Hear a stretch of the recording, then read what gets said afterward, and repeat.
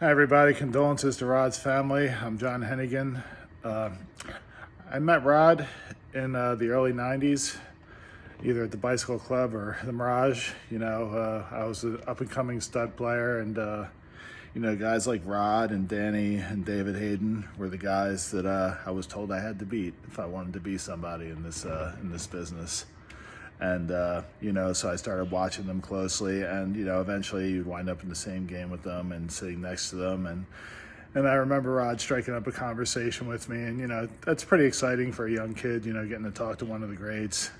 And he's just a very cool guy, very mild-mannered. He didn't go in for the histrionics of guys like Danny or anything, but he played hard, he competed, and he was just a very cool guy. And I learned a lot from him, probably more in the later days.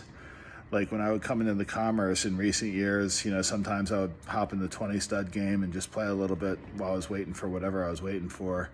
And I always took the opportunity to sit next to Rod when I could, because I knew I'd have somebody to talk about with, the old days and what have you.